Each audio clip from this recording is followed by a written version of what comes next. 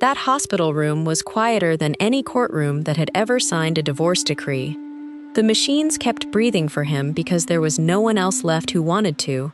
31 years earlier, he had walked away from a wife who believed marriage was forever, and from 2 children who thought their father hung the moon.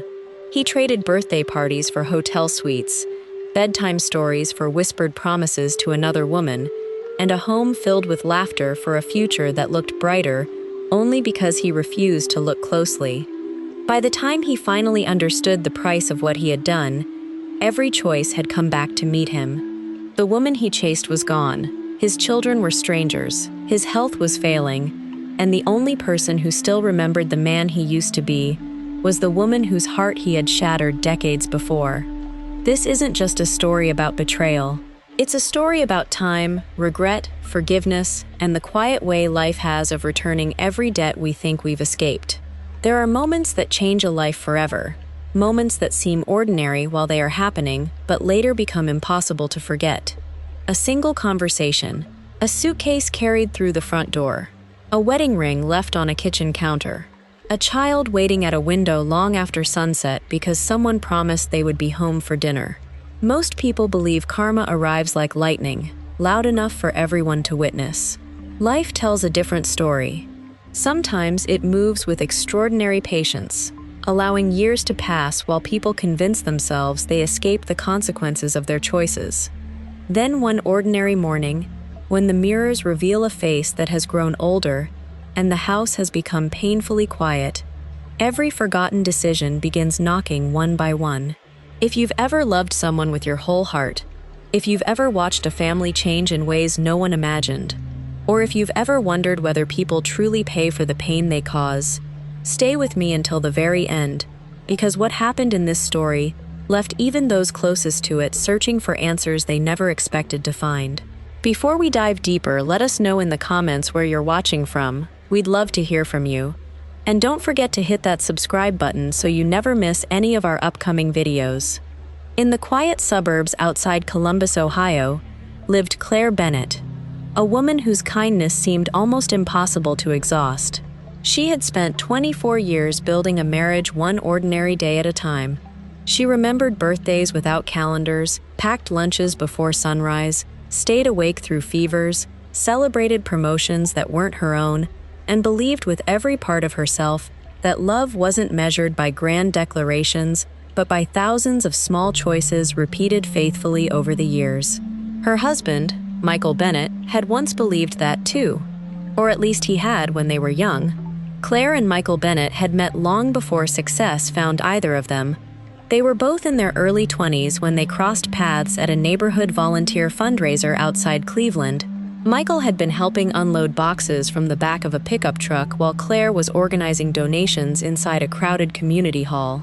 Their first conversation lasted less than 10 minutes, yet both would later remember it with remarkable clarity. He admired the way she spoke to everyone with equal kindness, whether they were wealthy donors or struggling parents asking for help. She noticed that he listened more than he talked, a quality that made him stand out in a room full of people trying to impress one another. They married 3 years later with little money but enormous hope. Michael worked tirelessly for a regional construction company, often leaving home before sunrise and returning after dark with dust still clinging to his boots. Claire accepted a position as an elementary school teacher, pouring the same patience into her students that she later poured into raising their own children. Their daughter Lily arrived first, filling their small home with sleepless nights, endless photographs, and the joyful chaos that accompanies new parenthood. 4 years later came their son, Noah, whose curious mind kept everyone laughing with questions that never seemed to end. Money was tight in those early years. Vacations meant camping instead of flying. Birthdays were celebrated in the backyard rather than expensive venues, and Christmas gifts were chosen carefully within a strict budget. Yet when friends looked at the Bennett family, they saw contentment rather than sacrifice. Their greatest luxury was the feeling that everyone belonged exactly where they were. Around the dinner table, stories were shared without phones interrupting the conversation, and every Sunday evening ended with plans for the week ahead. a simple tradition that made the children feel safe no matter what challenges awaited them. As the years passed, Michael's determination earned him promotion after promotion. He possessed the rare ability to calm anxious clients while motivating exhausted crews, and executives quickly recognized his leadership. By his mid-40s, he had become one of the company's most respected project directors, overseeing multi-million-dollar developments across several states. The financial strain that had once shaped their lives slowly disappeared. They purchased the blue two-story home Claire had admired for years, replaced aging cars with reliable new ones, and finally enjoyed family vacations that included ocean beaches instead of nearby campgrounds. Success brought Michael opportunities he had once only imagined, but it also introduced pressures he had never learned to manage. Business dinners became more frequent. Conferences stretched across long weekends. His phone buzzed constantly with emails, project updates, and client requests that demanded immediate attention. Claire understood the responsibilities that accompanied his position and rarely complained when work interrupted family plans.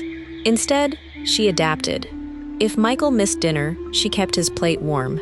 If he canceled a weekend outing because of an urgent meeting, she reassured the children that their father would make it up to them soon. She believed marriage required seasons of sacrifice, and she accepted this season without resentment.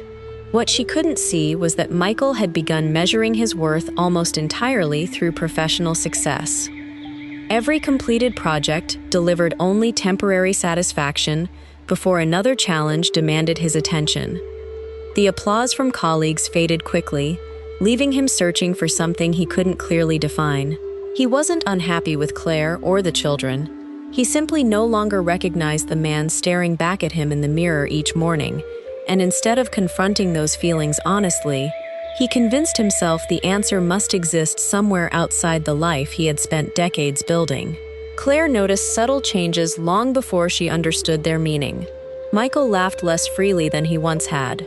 He seemed distracted during conversations, occasionally asking questions about topics they had discussed only minutes earlier. Family movie nights became opportunities for him to answer emails from the corner of the couch. Even when he was physically present, his attention often drifted elsewhere. One evening, after the children had gone upstairs, Claire prepared hot chocolate the way they used to enjoy during their earliest years together. She carried both mugs onto the back porch, hoping a quiet conversation beneath the stars might reconnect them. Michael smiled politely, thanked her, and joined her outside.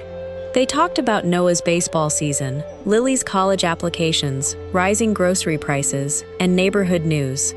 It was pleasant, comfortable, and painfully ordinary. As they finished their drinks, Claire gently reached for his hand and asked a question that lingered in the cool evening air far longer than either of them expected. "Are you happy, Michael?" He hesitated just long enough for her to notice, before answering with a reassuring smile and a simple, "Of course I am." Claire accepted the answer because trust had become second nature after 24 years together. She had no reason to imagine that the brief pause before his response would one day become the moment she wished she had questioned more deeply. The following spring, Michael accepted an invitation to attend the company's annual leadership conference in Scottsdale, Arizona. Claire helped him pack the night before his flight, carefully folding his dress shirts while reminding him not to forget the medication he occasionally needed for migraines. Before leaving for the airport the next morning, he kissed her forehead, hugged Noah, promised Lily he would call after her college interview, and drove away believing it would be another routine business trip. On the second morning of the conference, Michael entered the hotel cafe earlier than planned after waking well before sunrise. Most attendees were still asleep, leaving only a handful of guests scattered across the dining area. As he waited for his coffee, a woman standing beside him accidentally knocked a folder from the counter, sending papers across the polished floor. Michael instinctively bent down to help gather them before anyone stepped on the documents. The woman thanked him with a warm smile and introduced herself as Olivia Carter, a marketing consultant hired to advise several firms attending the conference. She carried herself with quiet confidence, speaking thoughtfully without appearing eager to impress anyone. Their conversation lasted only a few minutes before each headed towards separate presentations, Yet Michael found himself thinking about it later that afternoon.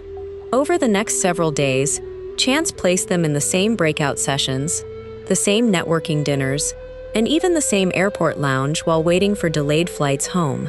A week later, Olivia sent Michael a short email thanking him for introducing her to one of his colleagues who had become a valuable business contact. Michael replied with equal professionalism, wishing her success on an upcoming project. Days passed before another message arrived, then another. Soon their conversations expanded beyond work. They discussed books they had recently read, places they hoped to visit one day, childhood memories, favorite films, and the unexpected challenges of balancing career ambitions with personal fulfillment. Michael noticed how easy it felt to share thoughts he had never spoken aloud, even to Claire. Olivia listened without judgment. She asked questions instead of offering quick opinions. She remembered details from previous conversations, making him feel heard in ways he hadn't realized he had begun missing. Looking back years later, Michael would struggle to identify the exact moment those exchanges stopped feeling like innocent friendship and started becoming emotional dependence. There was no single turning point, only a gradual shift that seemed almost invisible while it was happening. Back home, life continued according to its familiar rhythm. Claire spent evenings helping Noah prepare for middle school science competitions, while encouraging Lily through the emotional process of choosing a college. Weekend grocery trips, church services, family dinners, and neighborhood gatherings filled their calendar just as they always had. From Claire's perspective, nothing dramatic had changed. Michael still came home each night, still attended family events, and still remembered anniversaries and birthdays. Yet she sensed a growing distance she couldn't quite explain. Sometimes she would catch him smiling at his phone before quickly locking the screen as she entered the room. Other evenings, he appeared unusually cheerful after business calls that seemed far longer than necessary. She reminded herself that work was demanding and dismissed the uneasy feeling that occasionally settled over her. After 24 years of marriage, trust had become instinctive. She believed that questioning every unusual moment would only weaken the foundation they had spent decades building. So instead of confronting her uncertainty, she responded the way she always had, with patience, kindness, and the quiet hope that whatever was troubling her husband would eventually pass. For Michael, however, the emotional line continued to blur. He began looking forward to Olivia's messages with an anticipation that unsettled him. He found excuses to extend conversations during lunch breaks and delayed driving home after work so they could finish phone calls uninterrupted. Whenever he faced disappointment at the office or frustration over a difficult project, Olivia became the first person he wanted to tell. Michael never woke up intending to betray his family. Instead, he drifted one conversation at a time toward a place he had once believed he would never reach.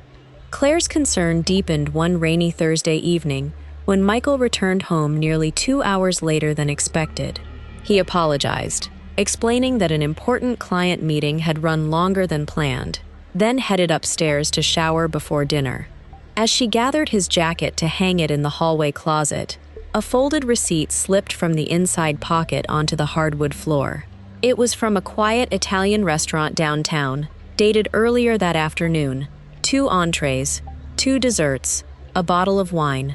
Claire stared at the paper for several seconds before reading it again, hoping she had misunderstood. Business lunches happened often, she reminded herself. Clients deserved hospitality. She carefully placed the receipt back inside the jacket exactly where she had found it. That night, she smiled through dinner, helped Noah with his homework, congratulated Lily on receiving another college acceptance letter, and said nothing about what she had discovered.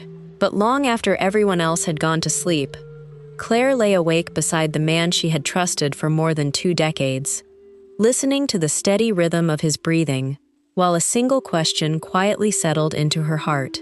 If there was truly nothing to hide, why did she suddenly feel as though she had become a stranger inside her own marriage? For the next several weeks, Claire carried the weight of that unanswered question without allowing it to change the atmosphere inside their home. She continued preparing breakfast each morning, reminding Noah about baseball practice and helping Lily compare financial aid packages from the universities that had accepted her. She laughed when the children joked around the dinner table and smiled whenever Michael walked through the front door, even though a growing part of her searched his face for reassurance that never seemed to come. Marriage had taught her that assumptions could destroy trust just as quickly as dishonesty could, and she refused to accuse the man she had loved for nearly a quarter of a century based on a receipt and a feeling she couldn't explain. Instead, she chose something far more difficult. She waited. She watched. She prayed that whatever invisible wall had risen between them would come down before it was too late. Yet the silence inside Michael only seemed to deepen. Conversations that once stretched late into the evening now ended after only a few polite exchanges. He spent more time in his home office with the door closed, claiming deadlines had become impossible to ignore. His phone never seemed farther than an arm's reach, and every notification pulled his attention away from the people sitting beside him. Claire noticed all of it, but she also noticed something else. Whenever she gently asked whether everything was all right, Michael answered too quickly, almost as though he had rehearsed the response before she even finished speaking. Then came Lily's 18th birthday, a day Claire had spent weeks planning. The backyard filled with relatives, neighbors, and friends who had watched the Bennett children grow from toddlers into young adults. String lights hung from the trees, music drifted across the lawn, and laughter echoed well into the evening. Michael played the role everyone expected, smiling for photographs, greeting guests, and standing proudly beside his daughter as she blew out the candles on her cake. To everyone else, he looked like the devoted father he had always appeared to be. But Claire caught moments no one else noticed. She saw him glance repeatedly at his phone beneath the table. She watched him step away from conversations to answer messages he claimed were work-related. At one point, while everyone gathered for a family photograph, his phone vibrated again. He looked down, read the message, and for just a second, a smile crossed his face, unlike any she had seen in months. It wasn't the warm, familiar smile he reserved for his family. It was lighter, almost excited, carrying an energy that seemed completely disconnected from the celebration unfolding around him. That single expression lingered in Claire's mind long after the guests had gone home. She couldn't explain why it hurt so deeply, only that it did.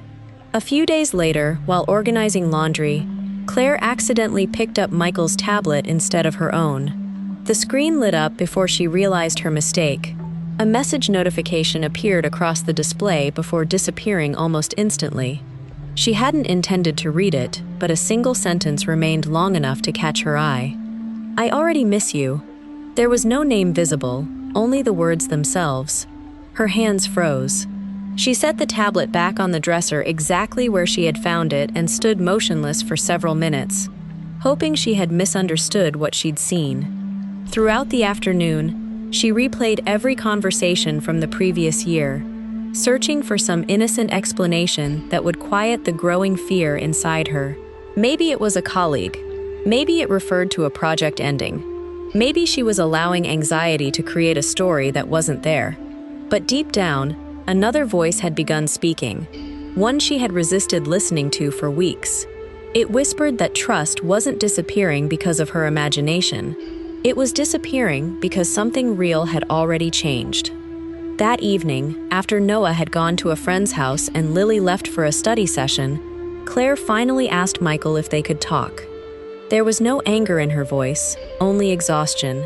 They sat across from each other at the kitchen table where they had once planned vacations, celebrated promotions, discussed school projects, and dreamed about growing old together. The familiar room suddenly felt unfamiliar. Claire looked at the man she had shared half her life with and quietly asked, "Is there someone else?" Michael didn't answer immediately. He stared down at the wood grain on the table, rubbing his wedding ring with his thumb, as though hoping it might somehow provide the words he couldn't find. Claire waited. Seconds passed, then nearly a minute. The silence became its own answer long before he finally lifted his eyes. She felt her heartbeat quicken, not because she still hoped he would deny it, but because she already knew what was coming. Sometimes the truth enters a room before anyone has the courage to speak it aloud. Michael took a slow breath and admitted that he had developed feelings for another woman. He insisted it hadn't been planned. He said it started as friendship, then became something he could no longer ignore. He claimed he had spent months trying to decide what to do because he never wanted to hurt Claire or the children. Each explanation sounded painfully sincere, yet every sentence seemed to deepen the wound instead of softening it. Claire listened without interrupting. She didn't raise her voice. She didn't accuse him of ruining their lives. She simply asked one question after another, trying to understand how 24 years of marriage had reached this point without her realizing how much they had drifted apart. Michael answered as honestly as he could, admitting that he had been emotionally involved with Olivia for months. He confessed that he felt alive in ways he hadn't experienced for years, and that he believed he deserved the chance to pursue a different future. The words echoed through the quiet kitchen with a weight neither of them could escape. In trying to explain his search for happiness, he had unknowingly reduced decades of shared memories to obstacles standing in the way of a life he now believed he wanted more. Neither of them realized that Lily had returned home earlier than expected. She had stepped through the front door just in time to hear her father's final confession. Frozen in the hallway, she listened as Michael quietly said the sentence that would remain with her for the rest of her life. "I can't keep pretending. I want a divorce." The room fell silent. Claire lowered her head as tears finally escaped despite every effort to remain composed. Before either parent noticed, Lily backed away from the kitchen with trembling hands. She climbed the stairs without making a sound, closed her bedroom door, and sat on the floor, unable to breathe through the shock. Downstairs, Noah returned home a short time later and immediately sensed that something had changed. The warmth that had always filled the Bennett house had disappeared in a single evening, replaced by a silence so heavy that even a 12-year-old understood life would never be the same again. And before the sun rose the following morning, Michael Bennett would make the decision that every member of his family would spend years trying to understand, each carrying a different version of the same heartbreaking question. How could someone who once promised forever choose to walk away from the people who had built that forever with him? Claire woke before dawn after barely sleeping, listening to the quiet movement downstairs as Michael packed the last of his belongings. There were no slammed doors, no shouting, no dramatic confrontation that would have made the pain easier to explain. Instead, there was the heartbreaking politeness that sometimes follows a decision too large to reverse. Michael folded his suits into garment bags, placed family photographs inside a cardboard box, then hesitated over the framed picture from their 20th wedding anniversary. In it, Claire leaned against his shoulder, while Lily and Noah stood smiling between them on a beach in South Carolina. For a long moment, he simply stared at the photograph before setting it back on the shelf, exactly where it had always been. Some memories felt too heavy to carry away. When Claire finally walked into the living room, they looked at each other without knowing what words were still worth saying. 24 years of shared birthdays, holidays, late-night conversations, illnesses, victories, disappointments, and ordinary mornings had somehow led to this quiet goodbye. Michael whispered that he was sorry. Claire nodded gently, not because the apology had healed anything, but because she understood that arguing would never return the man who had already emotionally left months earlier. As he reached for the front door, Noah came running downstairs, still wearing the pajamas he'd slept in. Confused and frightened, he asked the question every child hopes they never have to ask. "Dad, when are you coming home?" Michael knelt, hugged his son tightly, and promised they would still see each other all the time. It was a promise he believed in that moment. It was also one that life would slowly prove impossible to keep. Lily never came downstairs to say goodbye. She stood behind the curtains of her bedroom window, watching her father's car pull away from the only home she had ever known. She remembered the afternoons he had taught her to ride a bicycle, the evenings he had helped build school science projects, the countless bedtime stories that always ended with the same reassuring words, "I'll always be here." As the car disappeared around the corner, those words replayed in her mind until they no longer sounded like a promise, but a memory from another lifetime. Claire eventually walked into her daughter's room without saying anything. She simply wrapped her arms around Lily while both of them cried in silence.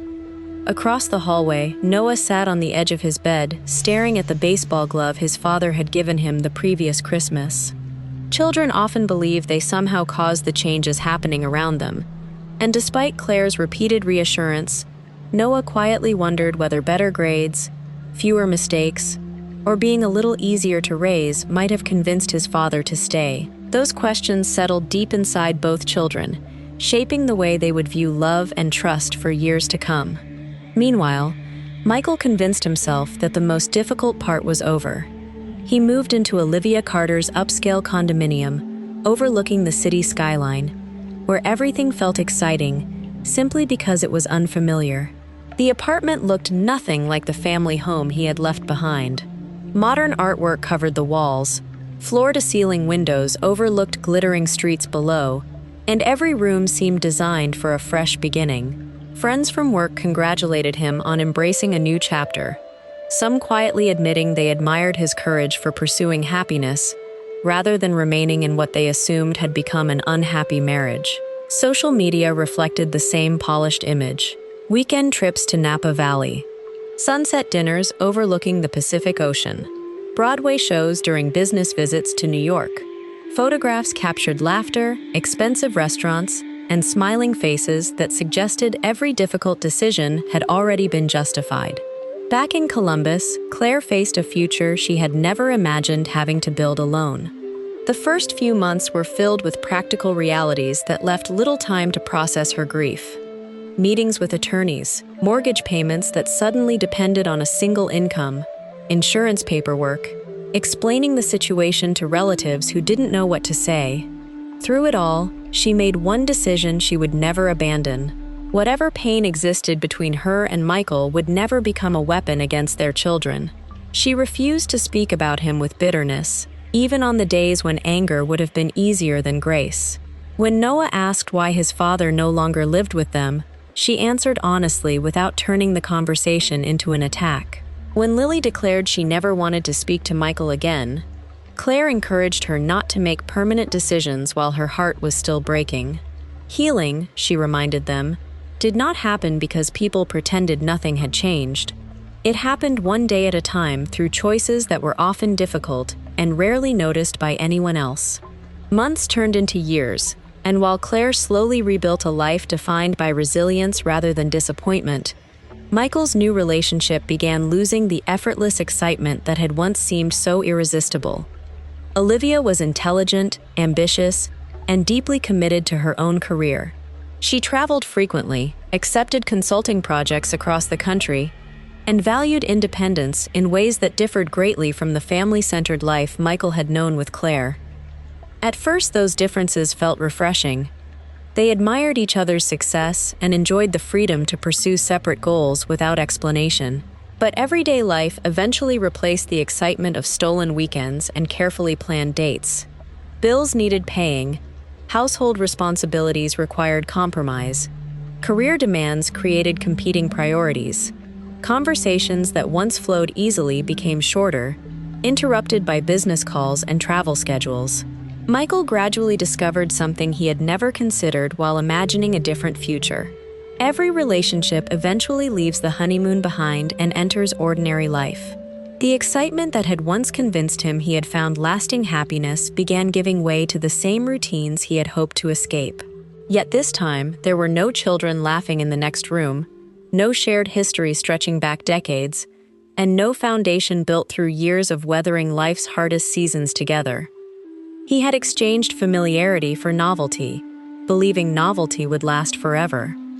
Instead, he found himself facing an uncomfortable truth. Changing partners had not changed the deeper questions he carried within himself. And although he wasn't ready to admit it aloud, the certainty that had once driven him to leave his family was beginning to fade, replaced by a quiet realization that would soon be tested in ways he never expected. The first sign that Michael's carefully constructed new life was beginning to unravel arrived on an ordinary Tuesday morning. He had just settled into his office when an unexpected email summoned every senior manager to an emergency executive meeting. Over the previous year, whispers of financial instability had circulated through the company, but Michael had dismissed them as temporary setbacks affecting the entire industry. This meeting, however, felt different from the moment he entered the boardroom. The usual confidence had disappeared from the executives' faces. Instead of discussing expansion plans, they reviewed declining revenue, canceled developments, shrinking investment, and the painful cost-cutting measures now considered unavoidable. When the meeting ended, Michael returned to his office carrying a folder that felt heavier than any blueprint he had ever reviewed. Several regional divisions would be eliminated.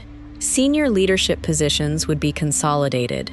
Years of loyalty, long hours, and countless sacrifices could no longer protect anyone from decisions driven by numbers on a financial report. For the first time in decades, Michael found himself wondering whether the career that had consumed so much of his life was quietly slipping away beneath his feet. The official announcement came 6 weeks later.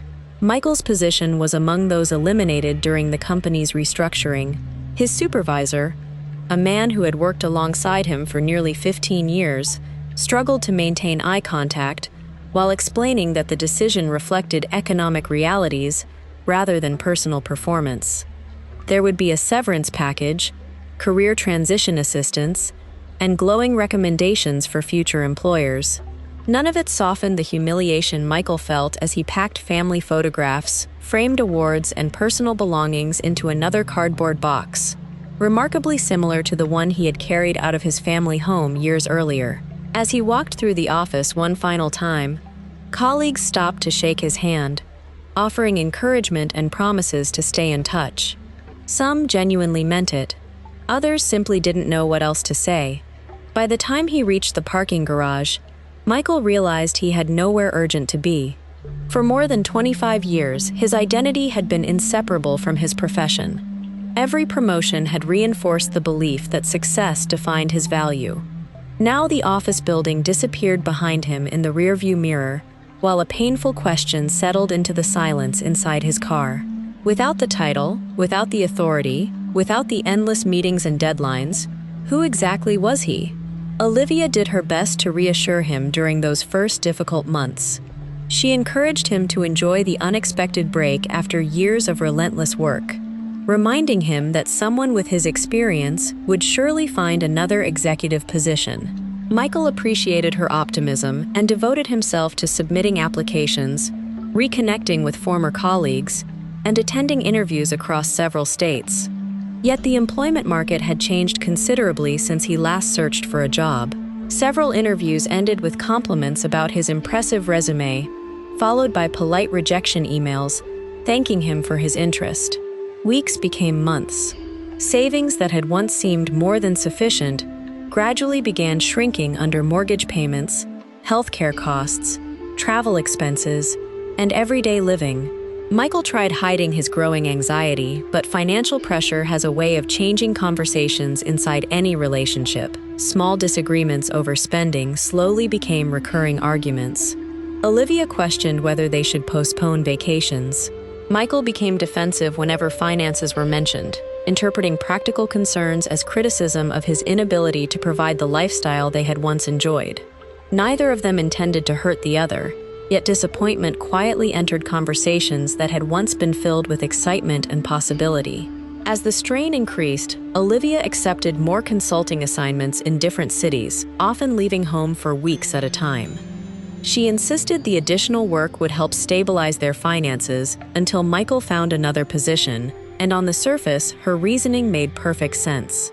But the emotional distance between them continued growing with every passing month. The long phone calls that had once filled their evenings became short updates about flight delays, client meetings, and hotel reservations. Shared dinners grew infrequent.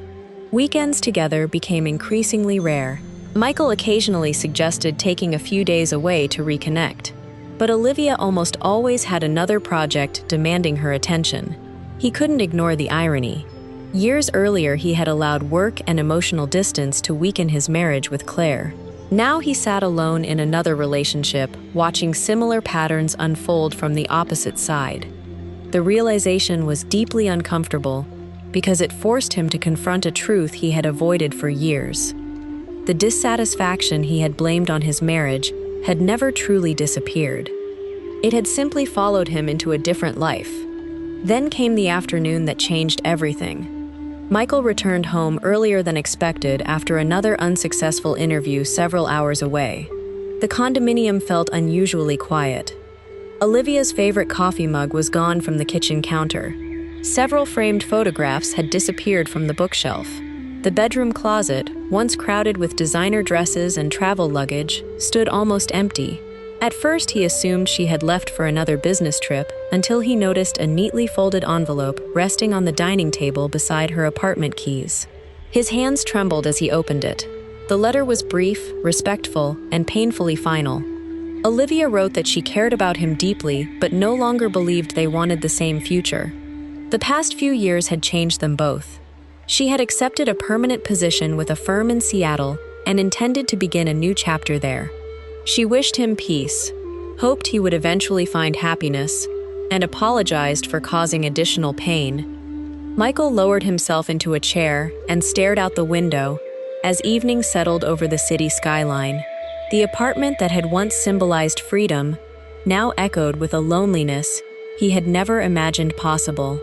Over the following weeks, the silence became almost unbearable. Friends who had enthusiastically celebrated his new relationship years earlier gradually stopped calling. Former colleagues became occupied with their own careers and families. The social invitations that once filled his calendar disappeared one by one until entire weekends passed without another human voice entering the apartment. One evening, while sorting through old storage boxes, Michael found a handmade Father's Day card Noah had created in elementary school. On the front, in large uneven letters, were the words, "You're the best dad in the world." Inside, a child's drawing showed the two of them standing together at a baseball field beneath a bright blue sky. Michael held the faded card for several minutes before quietly breaking down. For years, he had convinced himself that time would eventually repair the distance between him and his children. Looking at that simple drawing, he finally understood something heartbreaking.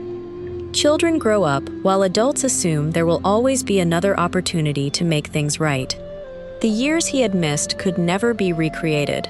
No apology, however sincere, could replace birthdays unattended, graduations observed from a distance, holidays spent elsewhere, or countless ordinary afternoons that quietly disappear without anyone realizing they will never come again.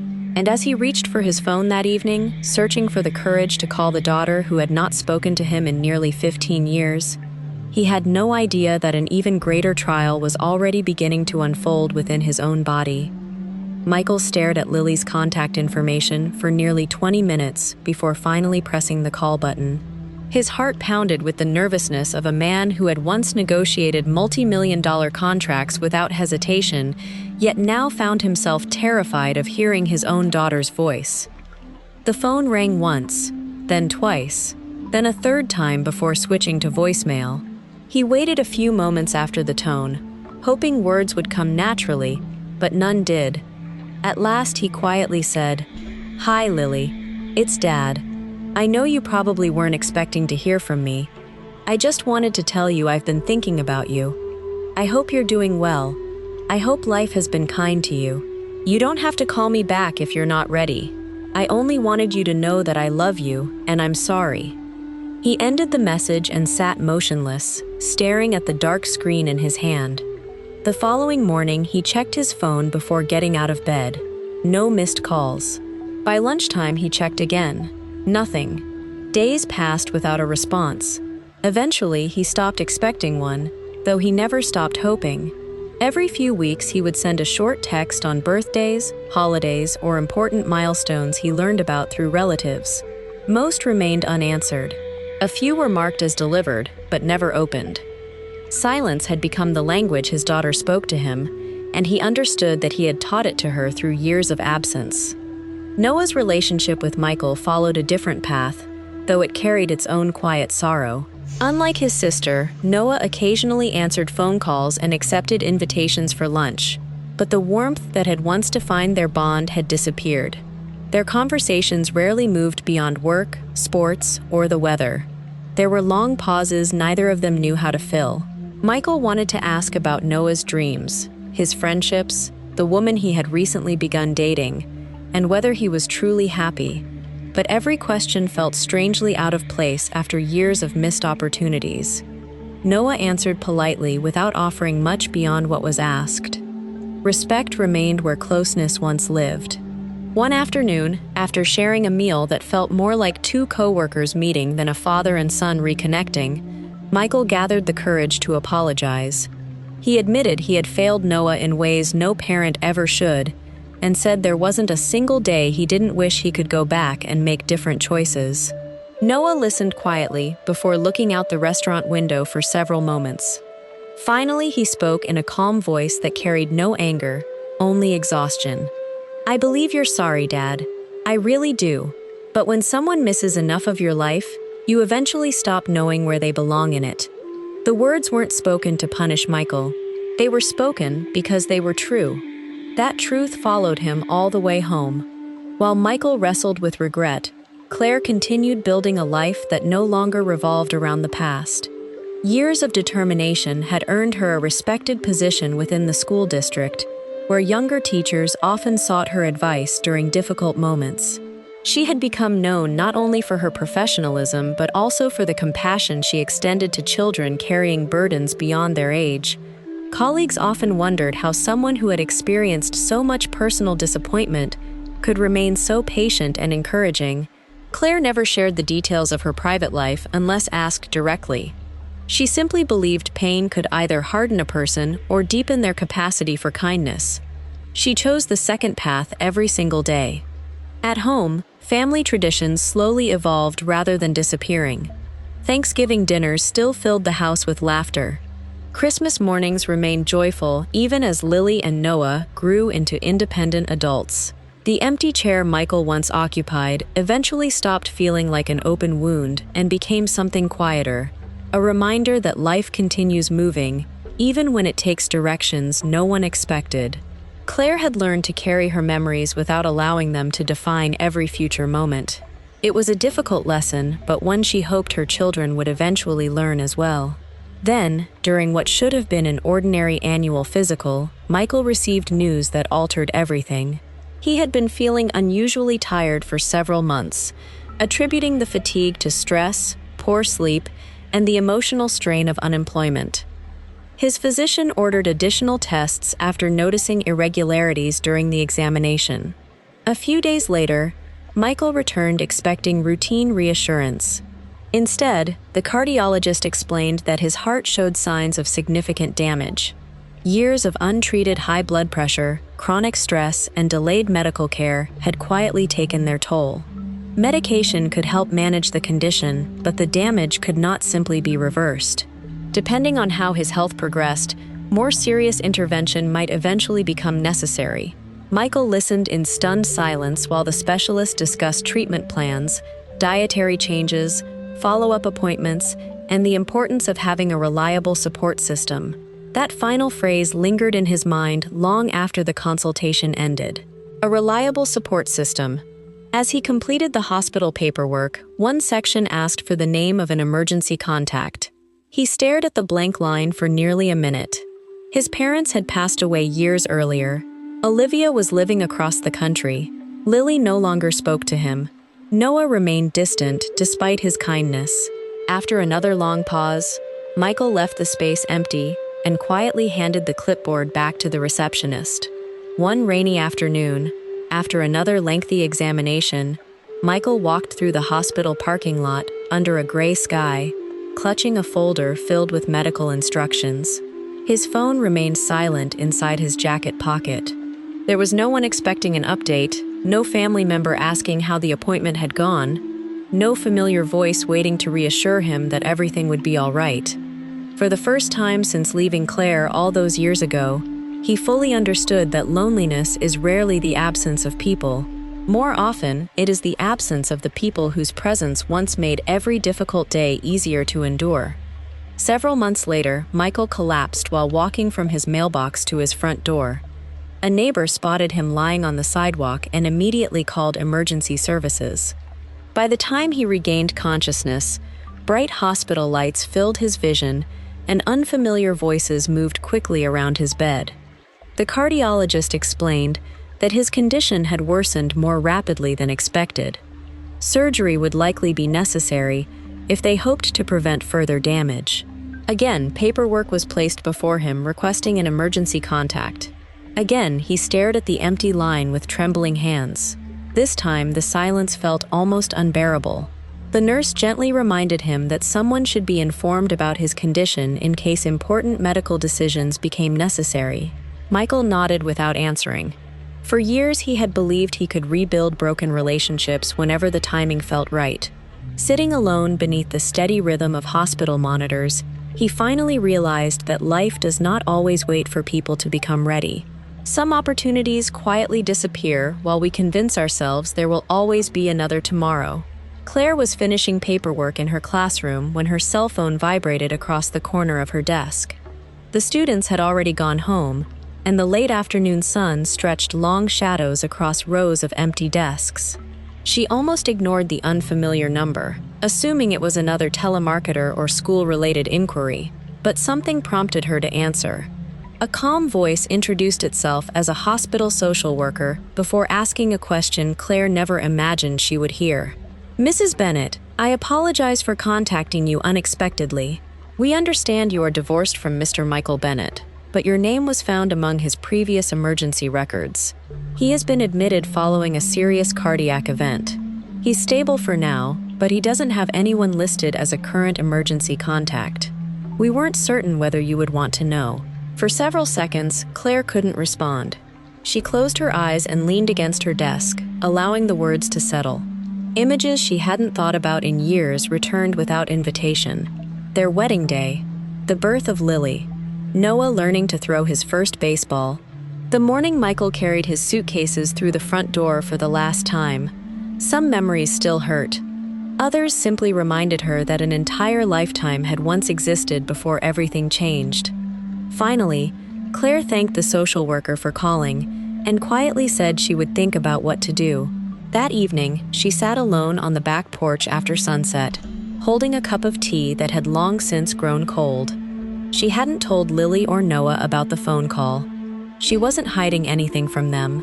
She simply needed time to wrestle with her own heart before asking them to wrestle with theirs. Part of her believed she had no remaining responsibility toward the man who had chosen another life decades earlier. Another part remembered vows spoken before family and friends when they were both young enough to believe forever would be simple. She knew those vows had been broken. She also knew bitterness had never brought peace to anyone. As darkness settled across the quiet neighborhood, Claire bowed her head and prayed the same way she had done through every difficult chapter of her life. She didn't ask whether Michael deserved compassion. She asked for wisdom to know what compassion required of her now. By the time she returned inside, her decision had become surprisingly clear. She wasn't going to the hospital because she wanted the past back.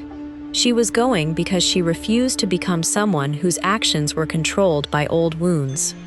Forgiveness, she had learned over many years, was less about rewriting history and more about deciding what kind of person you wish to become after history had already been written. The following morning, Claire quietly walked through the hospital corridors carrying nothing except her handbag and the steady composure that had become part of her character. Michael was asleep when she entered his room. Age and illness had changed him in ways she hadn't expected. The confident executive who once seemed capable of solving every problem now appeared remarkably fragile beneath crisp white sheets and softly humming monitors. For a long moment, she simply stood beside the doorway, remembering the young man she had met at that community fundraiser so many years earlier. She remembered the husband who had held her hand through difficult pregnancies, the father who had once carried sleepy children upstairs after long family road trips, and the stranger he had gradually become before walking away. Every version of Michael somehow existed together in that quiet room. When he finally opened his eyes, he looked toward the doorway with the confusion of someone waking from a dream.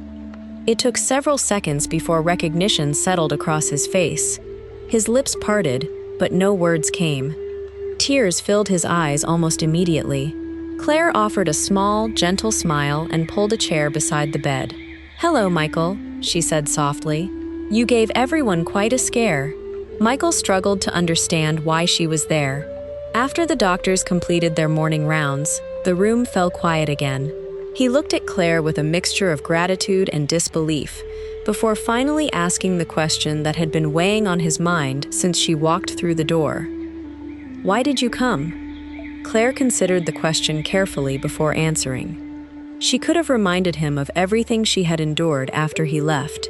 She could have spoken about lonely nights, unpaid bills, disappointed children, and years spent rebuilding a life she had never wanted to lose. Instead, she chose honesty without cruelty. "Because despite everything that happened," she replied, "I couldn't pretend your life no longer mattered." Michael lowered his head as tears rolled freely down his face. He apologized again, this time without trying to explain his choices or defend his past. There were no excuses left, only regret. Claire listened quietly until he finished. Then she reached into her handbag, removed a folded envelope, and placed it on the bedside table. Inside were copies of receipts from the hospital billing office. Michael glanced at them in confusion before realizing the outstanding balance listed on the first page had already been paid. He looked back at Claire, unable to comprehend what he was seeing. "I knew you would ask," Claire said before he could speak. "So I'll answer before you do. No, I didn't pay those bills because I wanted us to start over. I didn't pay them because I forgot what happened. And I certainly didn't pay them because leaving didn't matter. I paid them because I spent too many years asking God to help me let go of resentment. The day I finally stopped carrying it, I realized forgiveness isn't proven by words. Sometimes it's revealed by what we're willing to do for someone who can never repay us." Michael covered his face with trembling hands. For years he had imagined that if they ever met again, Claire would remind him of every mistake he had made. Instead, she had confronted him with a grace he knew he had done nothing to earn. The weight of that realization broke something inside him far more completely than illness ever could. He wasn't crying because he feared dying. He was crying because he finally understood the depth of the love he had once taken for granted. It wasn't dramatic passion or endless excitement that had made Claire extraordinary. It was her quiet faithfulness during ordinary days and her remarkable kindness even after extraordinary pain.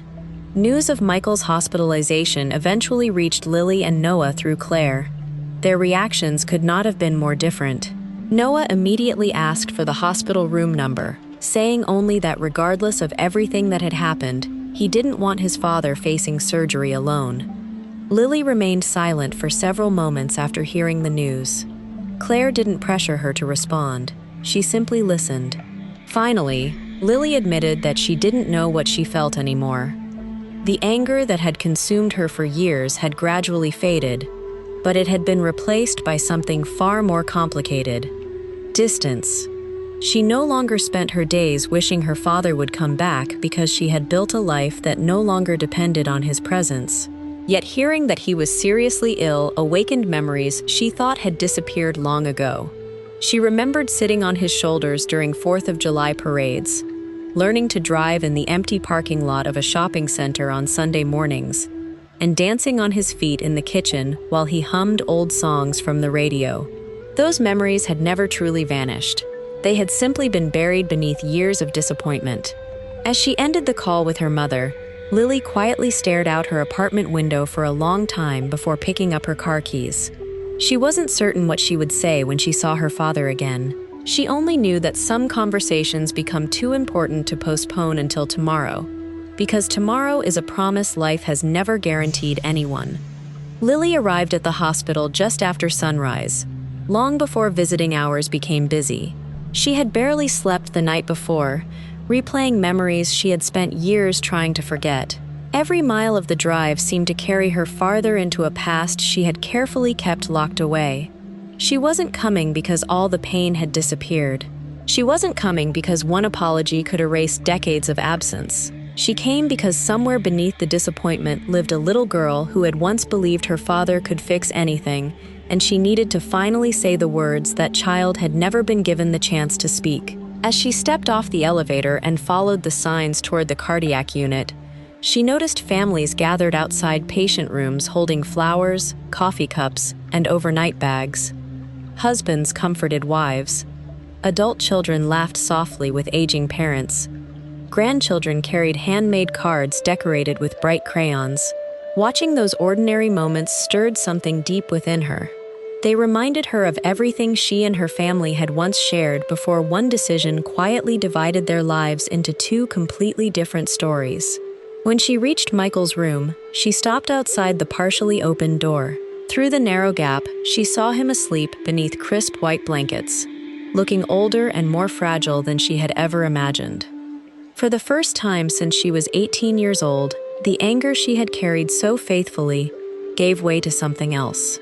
Grief. Not only for the father she had lost, but for the years neither of them could ever reclaim. Michael opened his eyes moments later and noticed someone standing in the doorway. At first, he thought he was dreaming. He blinked several times before realizing Lily was actually there. Neither of them moved. The silence stretched between them, carrying every missed birthday, every unanswered phone call, every graduation speech delivered without him in the audience, and every Christmas morning spent pretending the empty chair at the table no longer mattered. Finally, Lily stepped into the room and quietly pulled a chair beside his bed. Michael's voice trembled as he whispered her name. "I didn't think you'd come." Lily looked at him for several long seconds before answering. "Neither did I." There was no bitterness in her tone, only honesty. Michael tried to apologize immediately, but Lily gently raised her hand. "Please," she said, "just let me speak first." He nodded. She took a slow breath before continuing. "Do you know what hurt the most? It wasn't that you fell in love with someone else. It wasn't even the divorce. It was watching Mom spend years pretending she was okay, so Noah and I wouldn't fall apart. It was wondering why we weren't enough for you to stay. Every birthday you missed told us something you probably never meant to say. Every holiday without you made us feel easier to leave behind than to fight for. Children don't measure love by promises, Dad. They measure it by who keeps showing up." The room fell silent again. Michael lowered his eyes, unable to escape the truth in every word she had spoken. There was nothing left to defend, because Lily wasn't accusing him unfairly. She was describing the reality his choices had created. After a long pause, he finally spoke. "I spent years trying to convince myself I had made the right decision. Then I spent even more years realizing I hadn't. There hasn't been a single birthday, graduation, Thanksgiving, or Christmas that passed without me wondering what all of you were doing. I told myself there would be time to fix things later. I thought one day we'd all sit together, and I'd explain everything. But later kept becoming next year. Then another year, then another. I kept believing I could choose the right moment to come back into your lives, never realizing that life doesn't wait for people to become ready." Tears filled his eyes again. "I failed your mother. I failed you. I failed Noah. If I could trade everything I have for one more chance to be the husband and father you deserved, I would do it without thinking twice. But I know life doesn't work that way. All I can do now is tell you the truth. I'm sorry. Not because I'm sick. Not because I'm alone. I'm sorry because I finally understand what my decisions cost the people I loved most." Lily looked at the man lying in front of her and searched for the anger she had carried through so many years. To her surprise, it no longer felt as heavy as it once had. Time had changed both of them. She was no longer the frightened teenager watching a car disappear down the street. She had built a successful career, surrounded herself with loyal friends, and learned that healing didn't require pretending painful things never happened. But healing also hadn't erased the empty places left behind by her father's absence. She reached into her purse and removed a faded photograph she had carried for years without fully understanding why. It showed the two of them at a county fair when she was 7 years old. Michael was laughing while lifting her onto his shoulders so she could watch the fireworks above the crowd. She placed the photograph on the blanket beside him. "For a long time," she said softly, "I hated looking at this picture because it reminded me of what we lost. Then one day I realized something. That little girl in the photo wasn't pretending. She really did have a father who loved her. Somewhere along the way, you became someone else. I can't change that. Neither can you."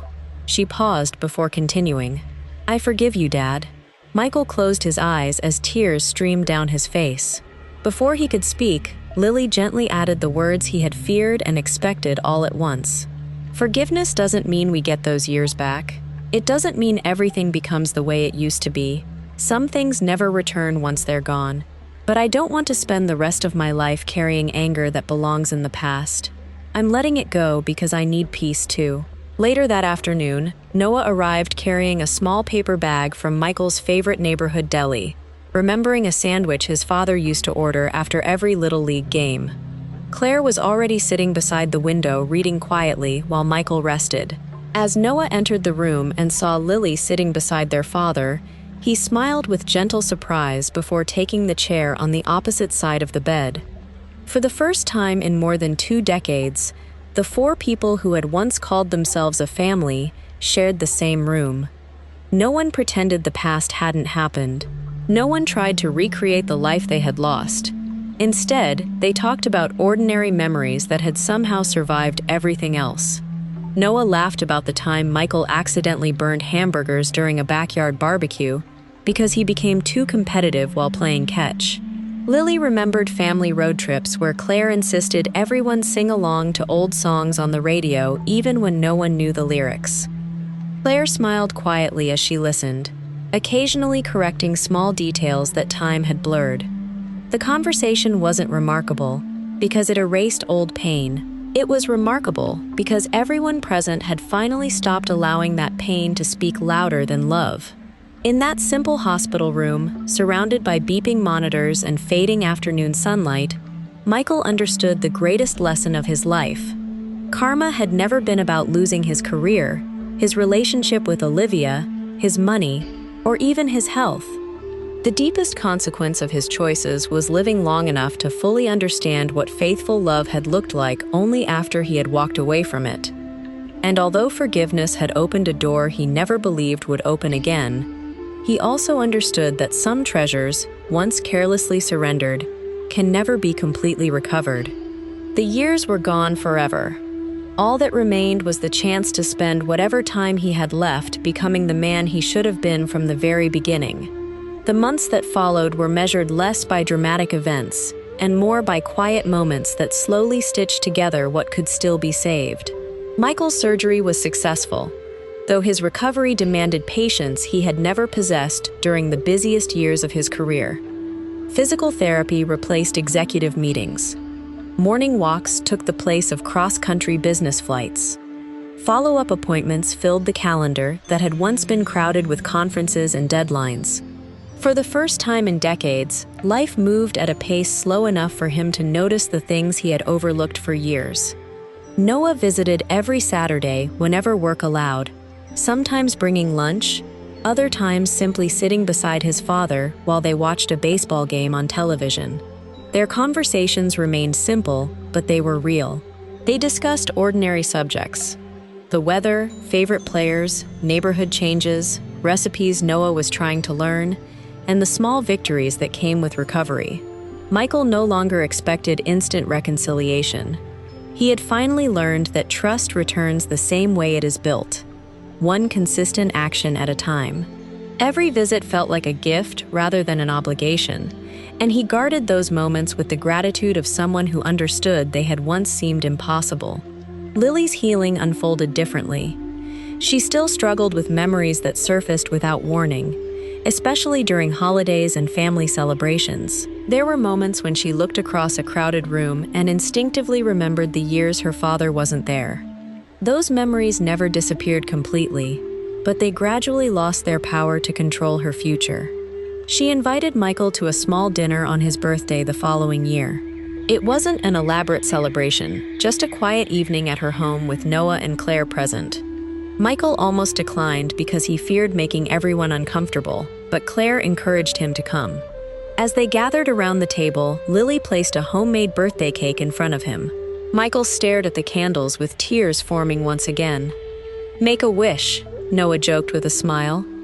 Michael looked around the table before quietly answering, "I already have."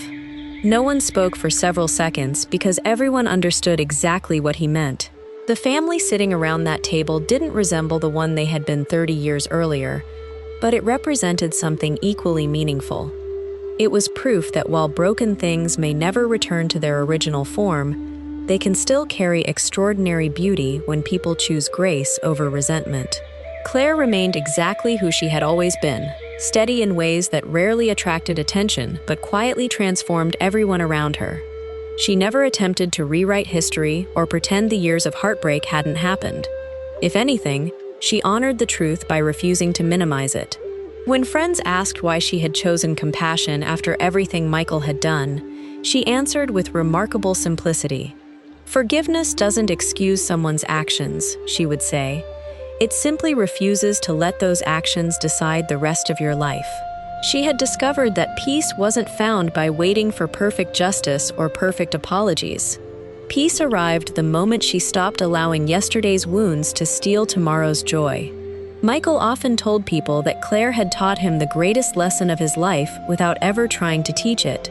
Real love was never about excitement alone. It wasn't measured by grand romantic gestures or fleeting emotions that rose and fell with changing circumstances. Real love was the person who stayed through ordinary days, difficult seasons, financial struggles, sleepless nights, disappointments, and aging. It was the quiet commitment that rarely makes headlines but becomes priceless once it's gone. Several years later, Michael stood alone in a small park near the neighborhood where his children had grown up.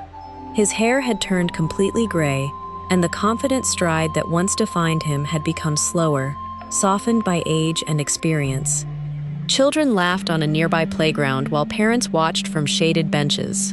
The scene reminded him of afternoons he had once shared with Lily and Noah when life still felt endless. He closed his eyes for a moment, allowing gratitude to replace regret. He couldn't change the years he had lost, but he could choose how to live the years he still had. Before leaving the park, he removed a folded sheet of paper from his jacket pocket. It was a letter he had written to his grandchildren, not about success, wealth, or ambition, but about family. He wrote that careers matter, dreams matter, and achievements matter, but none of them are worth sacrificing the people who stand beside you when applause fades. He urged them never to mistake temporary excitement for lasting happiness, and never to assume that the people waiting at home would always be there tomorrow, simply because they were there today. People often imagine karma as something dramatic, arriving with headlines, public humiliation, or spectacular revenge. But life rarely works that way. Sometimes karma is much quieter. Sometimes it is waking up one day with everything you once chased, only to realize it can never replace what you willingly abandoned. Sometimes it is watching old family videos and recognizing the happiest version of yourself existed long before you knew it.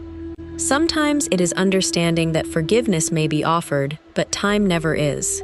Time moves only in one direction, carrying birthdays, anniversaries, childhoods, and opportunities with it. Once those moments pass, no amount of regret can bring them back. Yet even within that truth, there remains hope. Every sunrise offers another opportunity to choose honesty over deception, commitment over convenience, humility over pride, and love over selfishness. We cannot rewrite yesterday, but we can decide whether tomorrow reflects the lessons yesterday taught us. If this story touched your heart, let us know your thoughts in the comments. Do you believe Michael experienced karma, or do you think he simply lived with the natural consequences of his choices? If you were Claire, could you have found the strength to forgive? And if you were Lily or Noah, would you have opened the door to reconciliation after so many years? We'd genuinely love to hear your perspective, because every family carries a different story, and every heart sees forgiveness through a different lens.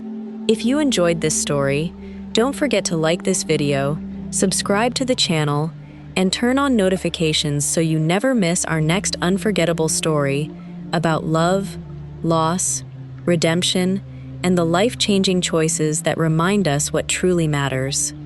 Until next time, take care of the people who love you today, because tomorrow is a gift that none of us are ever promised.